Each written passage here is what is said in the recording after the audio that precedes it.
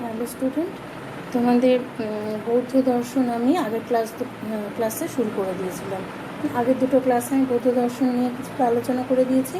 প্রথম ক্লাসে তোমাদের বুদ্ধদেবের উপদেশাবলী, দ্বিতীয় ক্লাসে বুদ্ধদেবের দার্শনিক তত্ত্বগুলো আমি আলোচনা করে দিয়েছিলাম। আজকে তোমাদের পড়াবো বৌদ্ধ সম্প্রদায়, অর্থাৎ কিনা বুদ্ধদেবের মৃত্যুর পর, তোমাদের আগেই বলেছি ত্রিপিটক কীভাবে রচিত হয়েছিল, যে বুদ্ধদেবের মৃত্যুর পর তার শিষ্যরা বিভিন্ন ভাগে ভাগ হয়ে গিয়েছিল। এবার এই যে বিভিন্ন রকম ভাগ হয়ে গিয়েছিল, হ্যাঁ, সেই ভাগগুলো কী কী আজকে তোমাদের সেটা পড়াবো। বৌদ্ধ দর্শনে দুটো ভাগ হয়েছিল প্রথম, একটা হিনযান আর একটা মহাযান। এই যে দেখো আমি চার্ট করে দেখিয়ে দিয়েছি, বৌদ্ধ দর্শনে দুটো ভাগ, একটা হিনযান আর একটা মহাযান। হিনযান যারা, তারা মনে করেন বস্তুর অস্তিত্ব আছে, অর্থাৎ কিনা হিনযানদের বলা হয় বস্তুবাদী দার্শনিক।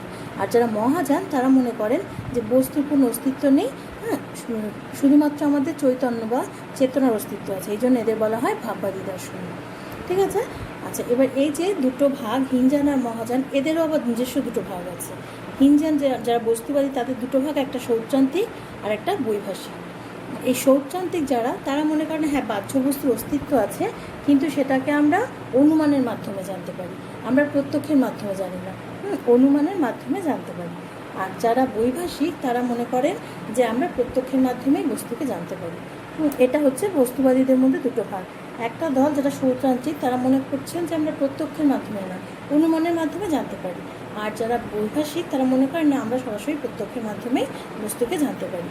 আর মহাযান যে যারা ভাববাদী, তাদেরও আবার দুটো ভাগ আছে, একটা যোগাচারবাদ আর আরেকটা হচ্ছে মাধ্যমিক। এই যে যোগাচারবাদ, এদেরকে বিজ্ঞানবাদী বলা হয়। কারণ কি, এরা মনে করেন, এরা তো প্রথমত যারা মহাযান, তারা তো বাহ্য বস্তু অস্তিত্ব স্বীকারই করেন না, হ্যাঁ। আর যারা যোগাচারবাদী, তারা মনে করেন একমাত্র বিজ্ঞানেরই অস্তিত্ব আছে। এখানে বিজ্ঞান মানে হচ্ছে চেতনা, হ্যাঁ, তারা শুধুমাত্র চেতনা বা আত্মার অস্তিত্ব স্বীকার করেছেন, আর কিছু অস্তিত্ব স্বীকার ওরা করেন না। এই জন্য যোগাচারবাদীদের অপর নাম বিজ্ঞানবাদী। আর মাধ্যমিক দার্শনিক যারা, মাধ্যমিক বৌদ্ধ দর্শন সম্প্রদায় যারা, তাদেরকে বলা হয় শূন্যবাদী। এদের মতে জগতে সব কিছু শূন্য, হ্যাঁ, মানে জগতে কোনো কিছুরই অস্তিত্ব নেই। যাই হোক, তোমাদের চারটে ভাগ দেখলে, একটা সৌত্রান্তিক, বৈভাষিক, যোগাচার আর মাধ্যমিক। হ্যাঁ, তোমাদের এই চারটে ভাগ সম্পর্কে পড়তে হবে না, তোমাদের সিলেবাসে রয়েছে সৌত্রান্তিক পড়তে হবে তোমাদের, আর পড়তে হবে যোগাচার, অর্থাৎ কিনা হিনযানদের একটা সৌত্রান্তিক আর মহাযানদের একটা যোগাচার, এই দুটো পড়তে হবে তোমাদের, এই বৈভাষিক আর মাধ্যমিক পড়তে হবে না, হ্যাঁ। আচ্ছা, তাহলে দেখো, প্রথমে আমি সৌত্রান্তিকদের সম্প্রদায় সম্পর্কে তোমাদের একটু বলে দিই। সৌত্রান্তিক সম্প্রদায় হচ্ছে, দেখতেই পাচ্ছ যে সৌত্রান্তিক হচ্ছে হিনযান সম্প্রদায়ের অন্তর্গত, তার মানে এরা বস্তুর অস্তিত্ব স্বীকার করে, তাই তো। আর আমি কি বলেছি, যে এরা অনুমানের মাধ্যমে স্বীকার করে। হ্যাঁ, সৌত্রান্তিকরা হলেন বস্তুবাদী দার্শনিক। হ্যাঁ, মনে করা হয় তক্ষশিলার কুমারলব্ধই হচ্ছে সৌত্রান্তিক দর্শনের জন্ম বা সৌত্রান্তিক দর্শনের প্রবক্তা। তক্ষশিলার কুমারলব্ধ মনে করে নেওয়া হয় যে সৌত্রান্তিক দর্শনের প্রবক্তা ছিলেন। এবার এরা মনে করেন যে বস্তুর মানে মন নিরপেক্ষ অস্তিত্ব আছে, মানে আমরা শুধুমাত্র চেতনার অস্তিত্ব স্বীকার করি না, মানে এই যারা সৌত্রান্তিক, তারা বলেন শুধু চেতনার অস্তিত্ব স্বীকার করলে হবে না, আমাদের মনের বাইরেও বস্তুর অস্তিত্ব আছে। কিন্তু এইগুলোকে আমরা অনুমানের মাধ্যমে জানতে পারি। এবার এরা বাহ্যিক বস্তুর অস্তিত্ব স্বীকার করেছেন, আবার মানসিক বস্তুর অস্তিত্ব স্বীকার করেছেন। যেহেতু সব কিছুর অস্তিত্ব স্বীকার করেন সৌত্রান্তিকরা, সেটা অনুমানের মাধ্যমেই হোক না কেন, তাতে কোনো অসুবিধা নেই। কিন্তু যেহেতু দুটো বস্তুর অস্তিত্ব স্বীকার করেছেন, বাহ্যিক মানসিক, সেই জন্য সৌত্রান্তিক মতবাদকে সর্বাস্তিবাদী বলা হয়, মানে সর্বযুক্ত অস্তিত্ব, এর থেকে হয়েছে সর্বাস্তিবাদী। ঠিক আছে, এই জন্য এদের দেখো সর্বাস্তিবাদী দার্শনিক বলা হয়। ঠিক আছে, যেহেতু বাহ্যিক মানসিক দুটো বস্তুর অস্তিত্ব স্বীকার করেছেন। ঠিক আছে। আচ্ছা, এদের আর যেহেতু ওরা অনুমানের মাধ্যমে সব কিছুর অস্তিত্ব স্বীকার করেন, মানে বাহ্য বস্তুর অস্তিত্ব অনুমানের দ্বারা জানা যায়, সেই জন্য এদেরকে বলা হয় বাহ্যানুমেয়বাদী, বাহ্যযুক্ত অনুমান, এই জন্য বলা হয় বাহ্যানুমেয়। ঠিক আছে, বাহ্যযুক্ত অনুমেয়বাদী মানে বাহ্যানুমেয়বাদী। ঠিক আছে, এই যে এদেরকে বলা হয় বাহ্যানুমেয়বাদী। ঠিক আছে। এদের মতে এই বাহ্যবস্তু আমাদের দৈনন্দিন প্রয়োজন মেটাতে সাহায্য করে। আমরাও কি বাহ্যবস্তু ছাড়া কখনো আমাদের দৈনন্দিন জীবন চলতে পারে? আমাদের প্রত্যেকটা মুহূর্তে চলতে গেলে আমাদের বাহ্যবস্তুর প্রয়োজন হয়, তাই না? সেই জন্য আমাদের বাহ্যবস্তুর অস্তিত্ব স্বীকার করতেই হয়। তার একটা উদাহরণ হিসেবে বলেছেন কি, যে আমাদের যদি যদি খিদে পায়, হ্যাঁ, তাহলে এই যে খাদ্যবস্তুর অস্তিত্ব যদি না থাকে তাহলে কি আমাদের ক্ষুধা নিবৃত্তি হবে? হবে না। হ্যাঁ, সুতরাং খাদ্যবস্তুর অস্তিত্ব থাকতে হবে, তবে আমাদের ক্ষুধা নিবৃত্তি হবে। তাহলে ক্ষুধার্ত ব্যক্তিকে সবসময় খাবার দিতে হবে, তবে তো। তাহলে এবার খাদ্যটা কি? সেটা তো একটা বাহ্য বস্তু। সেই বাহ্য বস্তুর অস্তিত্ব সম্পর্কে যদি আমাদের ধারণা না হয়, তাহলে কিন্তু আমরা সত্যতা মিথ্যাত্ব সম্পর্কে কোনো জ্ঞান লাভ করতেও পারবো না। কারণ কি, যদি বাহ্য বস্তুর প্রকৃত স্বরূপ যদি আমরা না জানতে পারি, তাহলে কোনটা সত্যি কোনটা মিথ্যা এ সম্পর্কেও আমরা কোনো জ্ঞান লাভ করতে পারবো না। কারণ কি, যখন আমরা কোনো বস্তুকে আগে কোনো বস্তু সম্পর্কে আগে জ্ঞান লাভ করি, এবার সেই বস্তু যদি আমাদের ঠিকঠাক করে তথ্যদান না করে, তখনই তো সেটা মিথ্যা জ্ঞান হয়, তাই না? তাহলে কি, আমাদের আগে বস্তু সম্পর্কে জ্ঞান থাকতে হবে। আর বস্তু সম্পর্কে জ্ঞান থাকতে হবে মানে কি, বস্তুর অস্তিত্ব থাকতে হবে। এবার বস্তু যদি অস্তিত্ব না থাকে, তাহলে কোনো বস্তুর সত্যতা বা মিথ্যাত্ব আমরা যাচাই করতে পারবো না। সুতরাং জ্ঞানের সত্যতা বা বস্তুর সত্যতা যাচাই করতে গেলে আমাদের বাহ্য বস্তুর অস্তিত্ব সাহায্য নিতে হবে। ঠিক আছে? এবার সৌত্রান্তিক মতে দেখো, কোনো সৌত্রান্তিক যারা, তারা মনে করেন কোনো জ্ঞান লাভ করার জন্য আমাদের 4টে শর্তের প্রয়োজন। এটা দেখে নাও, ওরা 4টে শর্তের কথা বলেছেন। 4টে শর্ত কি কি? একটা জ্ঞাতা, একটা জ্ঞেয় বস্তু, আর একটা ইন্দ্রিয়, আর একটা হচ্ছে সহকারী অবস্থা। এই 4টে শর্ত আমাদের দরকার। জ্ঞাতা মানে কি? আমরা নিজেরা, মানে যার জ্ঞান লাভ হয় সে হচ্ছে জ্ঞাতা। আর জ্ঞেয় বস্তু মানে যার অস্তিত্ব সম্পর্কে আমাদের জ্ঞান লাভ করতে হয়, মানে বাহ্য বস্তু। জ্ঞেয় বস্তু মানে কি? যেটা সম্পর্কে আমরা জ্ঞান লাভ করি। তার মানে বাহ্য বস্তুর অস্তিত্ব আমাদের স্বীকার করতে হবে। তার মানে যদি আমাদের জ্ঞান লাভ করতে হয়, তাহলে আমাকে নিজেকে তো আগে নিজের অস্তিত্বটাকে স্বীকার করতেই হবে, মানে আমার অস্তিত্ব প্রয়োজন। আর দরকার কি, যে বস্তুর জ্ঞান লাভ আমরা করছি সেই বস্তুটার অস্তিত্ব প্রয়োজন। এছাড়া কি দরকার? ইন্দ্রিয়। আমাদের ইন্দ্রিয় যদি সচেতন না হয়, অর্থাৎ আমাদের ইন্দ্রিয়ের অ্যাক্টিভিটি যদি ঠিকঠাক না থাকে, তাহলে আমরা বস্তুর জ্ঞান অর্জন করতে পারি না, তাই তো? তাহলে আমাদের ইন্দ্রিয় সচল থাকতে হবে। আর কি দরকার? সহকারী অবস্থা থাকতে হবে, মানে পারিপার্শ্বিক যে অবস্থাগুলো সেগুলো যেন অনুকূল হয়। অর্থাৎ কি না, ধরো আমরা কোনো একটা বাহ্য বস্তু সম্পর্কে সঠিক জ্ঞান লাভ করতে যাচ্ছি, সেখানে যদি আমাদের পরিস্থিতি ঠিকঠাক না থাকে, তাহলে কিন্তু আমরা সঠিক জ্ঞান লাভ করতে পারবো না।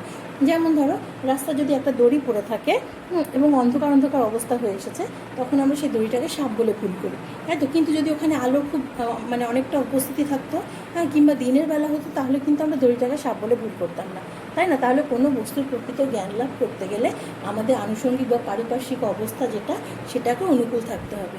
তাহলে একটা বস্তুর জ্ঞান লাভ করতে গেলে আমাদের 4টে যে শর্ত, সেটা কী কী?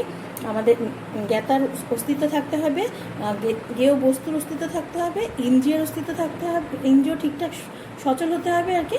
আর হচ্ছে বাহ্য বস্তুর মানে আমাদের জ্ঞান লাভের জন্য যে পারিপার্শ্বিক অবস্থা বা সহকারী অবস্থা, এগুলো থাকতে হবে। তাহলে সবকটাই দেখতে পাচ্ছ, সবই বাহ্য বস্তু। জ্ঞাতাও বাহ্য বস্তু, তারপর জ্ঞেয় বস্তুও বাহ্য বস্তু, ইন্দ্রিয় তাই, তারপরে তোমার সহকারী অবস্থাগুলোও তাই।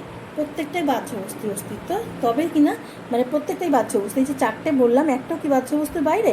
একটাও না, তাই তো? তার মানে এই সবকটা মিলিয়ে যদি একটা জ্ঞানের শর্ত হয়, তাহলে দেখো সবকটা বাহ্য বস্তু, মানে বাহ্য বস্তু আমাদের স্বীকার করতেই হয়, তাই না? এর থেকেই আমাদের প্রমাণ হয়ে গেল কি, যে বাহ্য বস্তুর অস্তিত্ব অবশ্যম্ভাবী। এবার যেহেতু বস্তুমাত্রই আমাদের, আমরা বৌদ্ধ দর্শনে কী পড়েছি, যে ক্ষণিকত্ববাদে বস্তু হচ্ছে সবসময় এক ক্ষণস্থায়ী। হ্যাঁ, সেই জন্য কী হয়, এই যে ওরা কেন বাহ্য বস্তুর অস্তিত্ব প্রত্যক্ষের মাধ্যমে স্বীকার করেনি, তার এটাই হচ্ছে কারণ, যে বস্তু হচ্ছে সর্বদা পরিবর্তনশীল। একক্ষণের বেশি কোনো বস্তুর অস্তিত্ব থাকতে পারে না, হ্যাঁ। তো যদি মানে একক্ষণ হয়ে গেলে সেই বস্তুটা আবার অন্য বস্তুতে পরিবর্তিত হয়। তাহলে যদি প্রত্যক্ষের মাধ্যমে আমাদের কোনো বস্তুর জ্ঞান লাভ করতে হতো, তাহলে কি হতো, যে বস্তুটা আমাদের চোখের সাথে বস্তুর সন্নিকর্ষ হচ্ছে বা সংযোগ হচ্ছে, হ্যাঁ, ততক্ষণে কী হতো, বস্তুটাও পাল্টে যেত, আমাদের চেতনাটাও পাল্টে যেত। তাহলে সরাসরি আমাদের বস্তুর সাথে আমাদের জ্ঞান কখনো বা আমাদের ইন্দ্রিয়ের জ্ঞান যোগাযোগ কখনোই হতো না। সর্বক্ষণ আমাদের চেতনা পাল্টে যেত, বস্তুও পরিবর্তিত হয়ে যেত।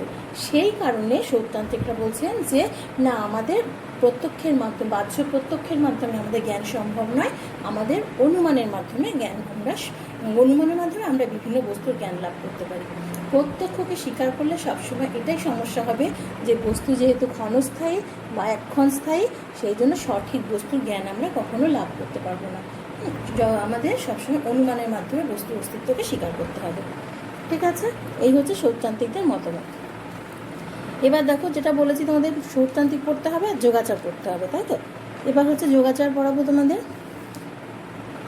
এবার যোগাচার সম্প্রদায় যারা, সেটা ওই ভাববাদী দার্শনিক সম্প্রদায়, তোমাদের যেটা দেখালাম ভাগটা, এই যে মহাযান ভাববাদী সম্প্রদায়, এদের দুটো ভাগ, একটা যোগাচার আর একটা মাধ্যমিক, তাই তো? এই যোগাচারটা এবার তোমাদের পড়াবো। এরা বস্তুবাদী নয়, কিন্তু এরা বস্তুর অস্তিত্ব স্বীকার করেন না। এই যোগাচার দর্শনের যে মূল প্রবক্তা, তার নাম হচ্ছে মৈত্রেয়নাথ। মৈত্রেয়নাথ হচ্ছেন যোগাচার দর্শনের মূল প্রবক্তা। এবার যোগাচারবাদীরা, তোমাদের আগেও বললাম যে যোগাচারবাদীরা শুধুমাত্র বিজ্ঞানের অস্তিত্বকে স্বীকার করেছেন।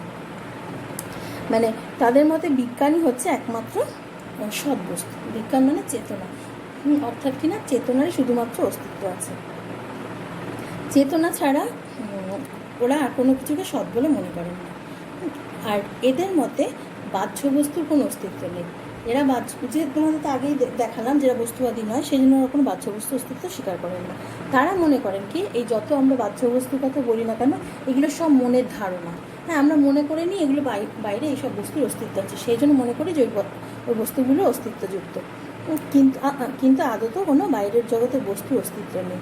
হ্যাঁ, তারা বলেন যে, যেমন দেখো, আমরা যখন স্বপ্ন দেখি তখন তো কত কিছু স্বপ্ন দেখতে থাকি, তাই না? কিন্তু সেগুলো কি বাহ্যিক বাহ্যিক জগতে অবস্থান করে? সেগুলো করে না। কিন্তু যখন আমাদের স্বপ্ন ভেঙে যায় তখন দেখি যে না, আসলে ওগুলো উপস্থিত নেই, তাই তো? ঠিক মানুষ ওভাবেই আমাদের জগতে বসবাস করে, হ্যাঁ, যারা কিনা বুঝতে পারে না যে ওগুলো বাস্তব জগতে কোনো অস্তিত্ব নেই। স্বপ্নের মধ্যেই মনে করতে থাকে যে ওগুলো বাস্তব জগতে রয়েছে, কিন্তু টোটালি ওগুলো মানসিক অবস্থা। হ্যাঁ, ওগুলো কোনো বাহ্যিক উপস্থিতি নেই, ঠিক আছে? এই আমাদের স্বপ্নটাই কিন্তু মানে স্বপ্নের ধারণাটা দিয়েই ওরা প্রমাণ করেছেন যে বাহ্য বস্তুর অস্তিত্ব প্রকৃতপক্ষে নেই। এগুলো সবটাই আমাদের মানসিক কল্পনা। এই যে যোগাচারবাদীরা নিজেদের মতের পক্ষে কতগুলো যুক্তি দিয়েছেন। হ্যাঁ, এই 1 নম্বরই আছে, দেখো, যেটা আমি বললাম এক্ষুনি, যে যোগাচারবাদীরা, দেখো, স্বপ্নদৃষ্ট বস্তুগুলো বাহ্য জগতে অস্তিত্বশীল বলে আমরা মনে করি, কিন্তু স্বপ্ন ভেঙে যাওয়ার পরই আমরা বুঝতে পারি যে সেগুলো মানসিক। স্বপ্নই প্রমাণ করে জ্ঞান আর জ্ঞানের বিষয় ভিন্ন নয়। তার মানে যেটা আমরা জ্ঞান লাভ করছি আর যেটা জ্ঞানের বিষয়, হ্যাঁ, যেটা সম্পর্কে আমরা জ্ঞান লাভ করছি সেটা যে অভিন্ন, সেটা আমরা স্বপ্নের মাধ্যমে বুঝতে পারি। ঠিক আছে, এবার দ্বিতীয় দেখো, বাহ্য বস্তুর অস্তিত্ব। 2 নম্বর, বাহ্য বস্তুর অস্তিত্ব যদি সত্যিই থাকতো তাহলে তা কোনো কিছু দ্বারা দৃষ্ট হতো। দৃষ্ট মানে দেখা। যদি সত্যিকারে বাহ্য বস্তুর অস্তিত্ব থাকতো না, তাহলে তো কেউ না কেউ সেটা দেখতো। যে কেউ তো আমাকেই দেখতে হবে এমন না, কেউ কোনো না কোনো ব্যক্তি দেখতো। কিন্তু তিনি তো শুধু চেতনা ছাড়া, মানে যোগাচারবাদীরা তো চেতনা ছাড়া কোনো কিছুর অস্তিত্ব স্বীকার করে না। শুধুমাত্র মানে শুধু চেতনার অস্তিত্ব বা বিজ্ঞানের অস্তিত্ব ওরা স্বীকার করেছেন, বিজ্ঞানকে ওরা সৎ বলে ধরে নিয়েছে। তাহলে যদি বাহ্য বস্তুর অস্তিত্ব থাকতো, সেটা কারো না কারো প্রত্যক্ষের বিষয় হতো। কিন্তু ওরা কি বলেছেন, শুধুমাত্র চেতনা আছে, কোনো ব্যক্তি বা জ্ঞাতা বলে কেউ নেই। তাহলে যেহেতু সেটা কোনো বাহ্য বস্তু কোনো কারো দ্বারা দৃষ্ট হয় না, সুতরাং তা কখনো তা কখনো অস্তিত্বশীল হতে পারে না। যেটা কেউ দেখতেই পাচ্ছে না, তাহলে কি সেটা অস্তিত্ব আছে বলে আমি মনে করি?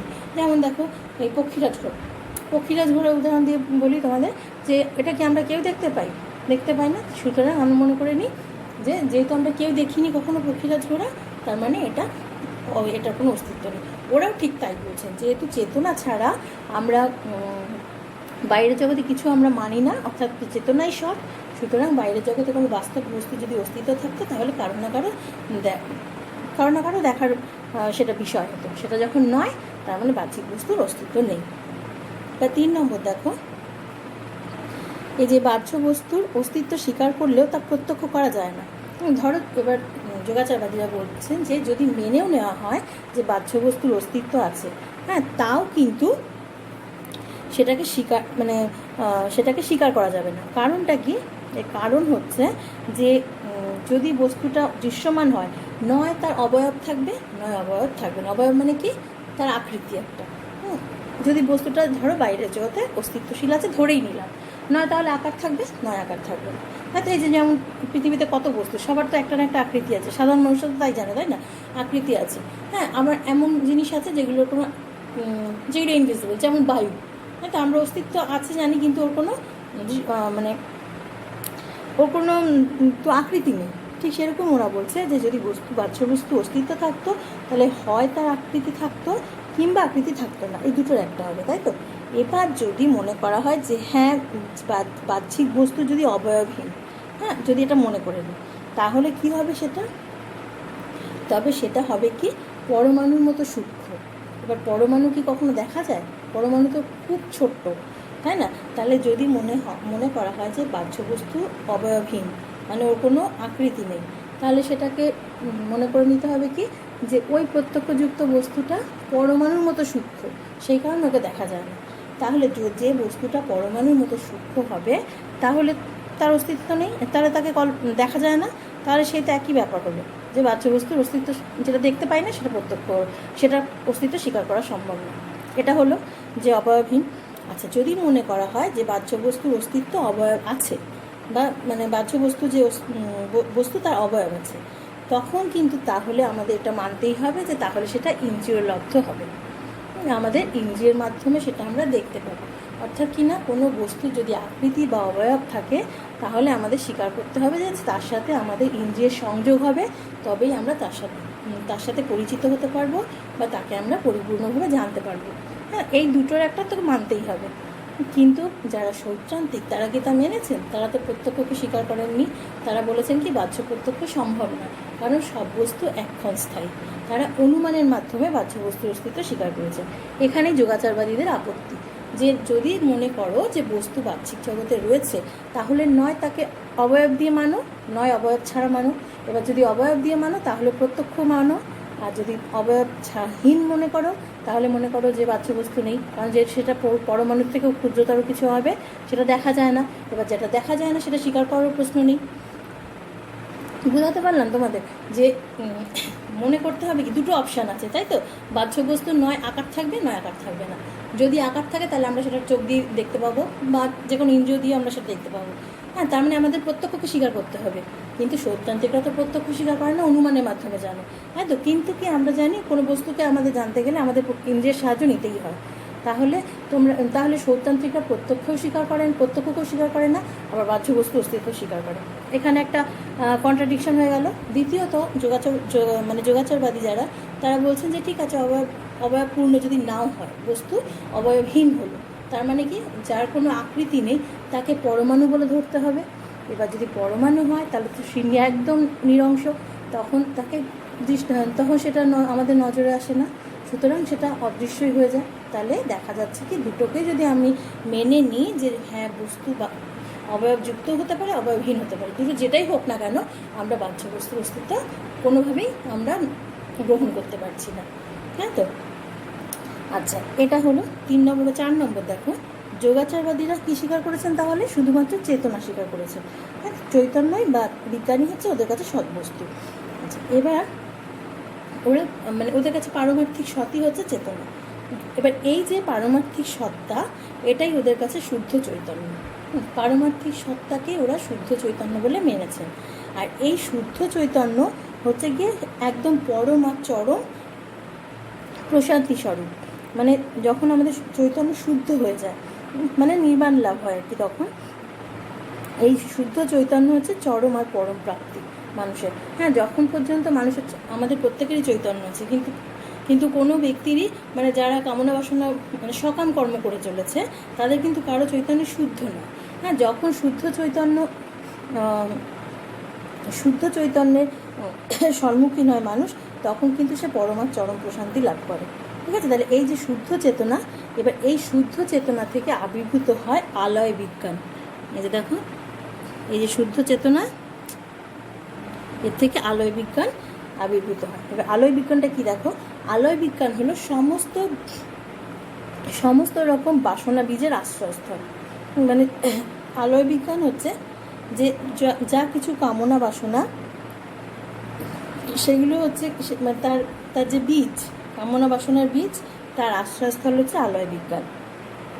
এবার আমাদের সমস্ত রকম যে সংস্কার রয়েছে, হ্যাঁ, সেগুলো কি হয়, বীজাকারে আলয় বিজ্ঞানের সম্ভাবনারূপে আশ্রিত থাকে। মানে আমাদের মধ্যে যে সংস্কারগুলো রয়েছে, মানে চাহিদা, কামনা বাসনা, এগুলো সব আলয় বিজ্ঞানে বীজের মতো সম্ভাবনারূপে আশ্রিত থাকে। আর এইগুলো কি হয়, যত আমাদের কামনা বাসনা বাড়তে থাকে এগুলো কি হয়, ওই বীজের থেকে যেমন গাছগুলো সব প্রকাশ, মানে বীজ থেকে গাছগুলো যেমন বীজ থেকে অঙ্কুরোদ্গম হয়, তার থেকে গাছ তৈরি হয়, এই তো ঠিক সেরকম আমাদের যত কামনা বাসনা বাড়তে থাকে এই আলোয় বিজ্ঞান থেকে তত আমাদের এই বাসনার প্রভাবে, হ্যাঁ, আমাদের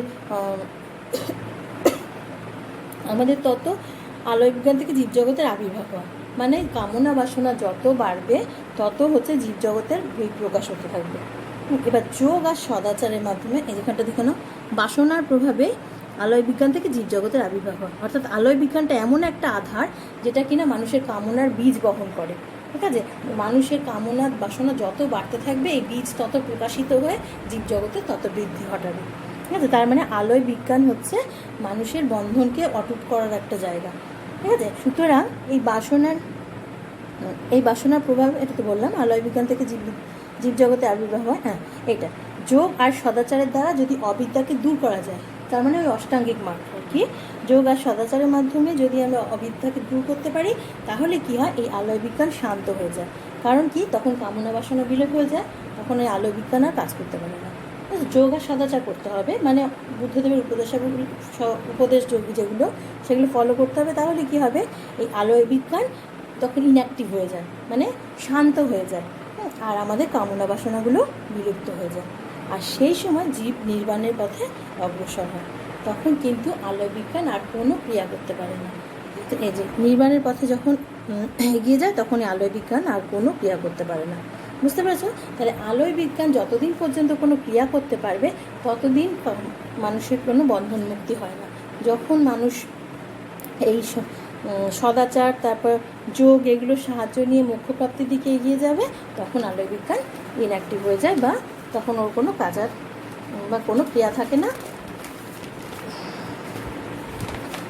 ওর ক্রিয়া আলোয় বিজ্ঞানের ক্রিয়া স্তব্ধ হয়ে যায়। ঠিক আছে, এবার এই যে দেখো তোমাদের সৌত্রান্তিক পড়ালাম আর যোগাচার পড়ালাম।